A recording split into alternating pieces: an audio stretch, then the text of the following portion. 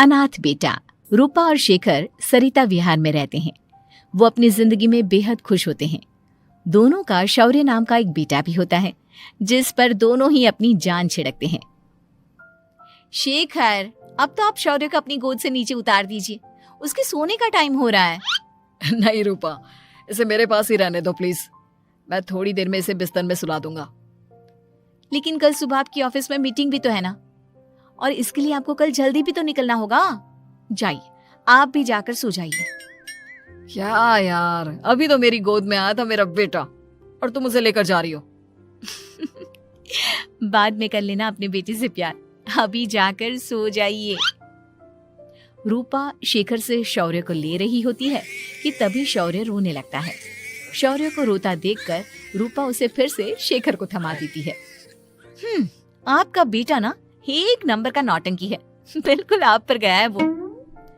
साफ बोलो ना, तुम्हें जलन होती है हम दोनों बाप बेटे का प्यार देखकर। पहले बड़ा तो होने दो तुम शौर्य को, फिर देखना वो सबसे ज्यादा मुझे ही प्यार करेगा। देखते हैं। ऐसे ही दिन बीतते चले जाते हैं और एक दिन कैंसर की बीमारी के चलते रूपा की मौत हो जाती है। अब शौर्य 3 साल का हो चुका होता है, जिसके कारण उसकी दादी शेखर पर दूसरी शादी का दबाव बनाने लगती है। शेखर, शौर्य अभी बहुत छोटा है और उसे इस समय एक माँ के प्यार की बहुत जरूरत है। माँ, मुझे दूसरी शादी नहीं करनी। क्या पता जो दूसरी औरत आएगी वो मेरे बेटे को एक माँ का प्यार दे या ना दे। तो रूपा की छोटी बहन वैशाली से ही शादी क्यों नहीं कर लेता? वो तो शौर्य को एक माँ का प्यार पूरा दे सकती है ना। मैंने कहा ना माँ, मुझे दूसरी शादी नहीं करनी, और अपनी ही पत्नी के बहन से तो हरगिज नहीं। ऊपर से अगर रूपा देख रही होगी तो वो क्या सोचेगी? अपने लिए ना सही, लेकिन तुझे शौर्य के लिए तो शादी करनी ही पड़ेगी ना बेटा। शेखर कुछ कहता उससे पहले ही अंजुमन उसे रूपा की कसम दे देती है, जिसके आगे मजबूर होकर शेखर शादी के लिए हामी भर देता है।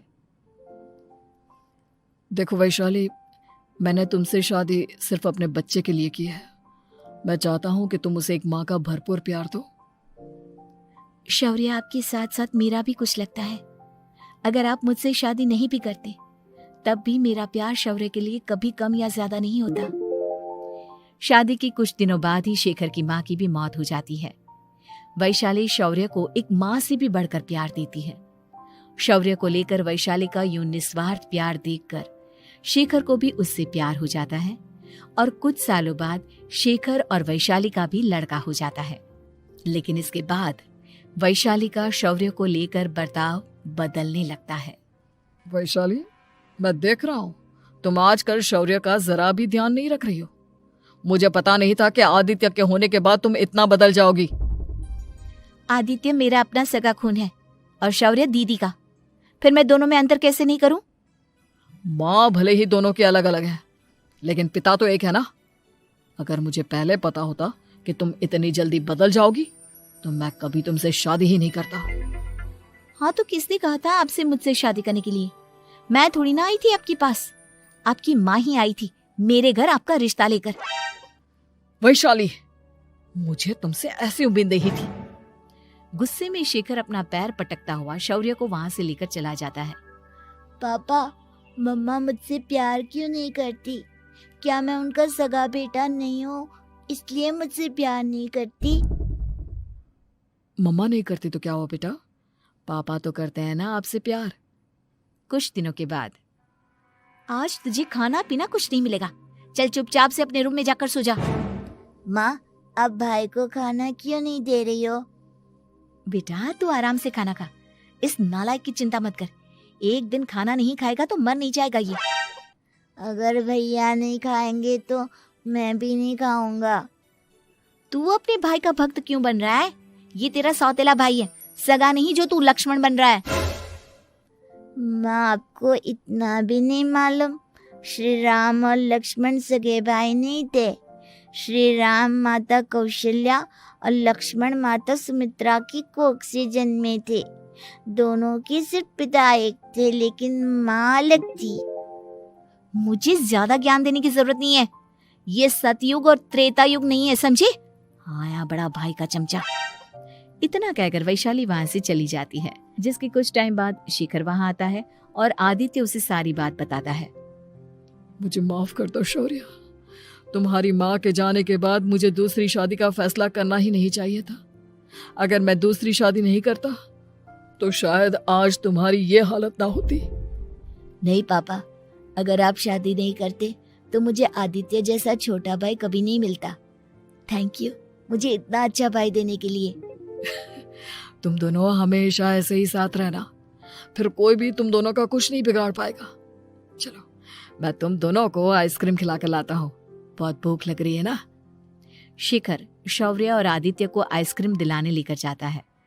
वो दोनों को पार्क में खड़ा करके आइसक्रीम लेने जा ही रहा होता है, तभी तेज रफ्तार से आती हुई एक गाड़ी उसे कुचल देती है और उसी पल शेखर की मौत हो जाती है, जिसके बाद शौर्य की जिंदगी नर्क से भी बदतर हो जाती है। सुन रहे चिरकुट, इस घर के किसी भी सामान को मेरी मर्जी के बगैर हाथ मत लगाना। इन सब पर अब तेरा कोई हक नहीं है, समझा? ठीक है माँ, मैं आपकी इजाजत के बगैर किसी चीज को हाथ नहीं लगाऊंगा। चल जाकर अब पूरे घर की सफाई कर। महज 7 साल का शौर्य वैशाली के कहने पर अपने नन्हे नन्हे हाथों से पूरे घर की सफाई करने लगता है। ऐसे ही दिन बीतने लगते हैं, लेकिन मासी से माँ बनी वैशाली को उस मासूम से बच्चे पर जरा भी तरस नहीं आता। क्यों शौर्य, ये घर में इतनी गंदगी कैसे हो रही है? ढंग से सफाई नहीं की है क्या तूने? माँ मैंने तो अच्छे से सफाई की थी, लेकिन आदित्य बार बार इधर उधर चलकर गंदा कर देता है। अच्छा, खुद से एक काम ढंग से नहीं होता और अपनी गलतियों का जिम्मेदार मेरे बेटे को ठहराता है। इतना कहकर वैशाली बांस का डंडा उठाकर शौर्य को जोर जोर से मारने लगती है। तभी वहां वैशाली के मायके वाले भी आ जाते हैं और उसकी सारी करतूतें देख लेते हैं। माँ मैं ऐसा क्या करूं जिससे आप मुझे भी आदित्य के जितना प्यार करोगी? बोलिए ना माँ, मेरे क्या करने से आपके अंदर मेरे लिए ममता जागेगी? वैशाली शौर्य की एक नहीं सुनती, उसके ऊपर डंडे बरसाती जाती है। हद पार होते देख वैशाली की माँ उसका हाथ पकड़ती है और जोर से उसे थप्पड़ मारती है। यही सब करने के लिए तूने दामाद जी से शादी की थी? हमने सपने में भी तुझसे ऐसी हरकत की उम्मीद नहीं की थी। तू माँ नहीं, माँ के नाम पर एक धब्बा है। बस कीजिए माँ, आदित्य के इस दुनिया में आने से पहले मैंने इसे बहुत प्यार किया था, लेकिन अब जब मेरी खुद की औलाद है तो मैं किसी और के बच्चे से प्यार क्यों करूं? अरे नालायक औरत, जिसे तू किसी और का बच्चा कह रही है वो तेरी खुद की सगी बहन का बच्चा है। बहन है तो क्या हुआ, मेरे अपने बच्चे से बढ़कर तो नहीं हो सकता ना ये कभी। अगर यही बात थी तो तू हमें पहले बता देती, हम शौर्य को अपने साथ ले जाते। उसे इस तरह प्रताड़ित करने की क्या जरूरत थी? अगर आपको लेकर जाना है ना तो ले जाइए इसे, मैं नहीं रोकूंगी। नहीं माँ, मुझे कहीं नहीं जाना, मुझे आपके साथ ही रहना है। मैं तेरी कोई माँ बाबा नहीं हूँ, तेरी माँ मर चुकी है, समझा? अब निकल जा मेरे घर से। माँ अब बहुत गंदी हो, मुझे भी नहीं रहना आपके साथ, मैं भी भाई के साथ ही जाऊंगा। अरे तू क्यों जाएगा, तू तो मेरा सगा बेटा है, जाने दे इसे। हम यहाँ ऐश से रहेंगे, तुम्हारे पापा बहुत सारी जमीन जायदाद छोड़ गए हैं तुम्हारे लिए। नहीं माँ, मुझे भाई के साथ जाना है। आप अच्छी नहीं हो, आप बहुत बुरी हो, आप भाई को बहुत परेशान करती हो। देख वैशाली, तुझसे ज्यादा समझ तो इस मासूम बच्चे में है। ये तेरे बुरे कर्मों का ही नतीजा है जो आज तेरी सगी औलाद खुद से तुझे ठुकरा रही है। आदित्य, तुझे इस शौर्य ने भड़काया है ना मेरे खिलाफ? नहीं माँ, मुझे किसी ने भड़काया नहीं, पर मैं सब देखता हूँ, सब समझता हूँ। भाई बहुत अच्छा है, वो आपकी जैसा नहीं है। चलिए नानी। इतना कहकर वैशाली के मायके वाले आदित्य और शौर्य को अपने साथ ले जाते हैं और इस तरह वैशाली बड़े से घर में अकेली पड़ जाती है। 2 बेटों के होते हुए भी आज उसे माँ कहकर बुलाने वाला कोई नहीं होता।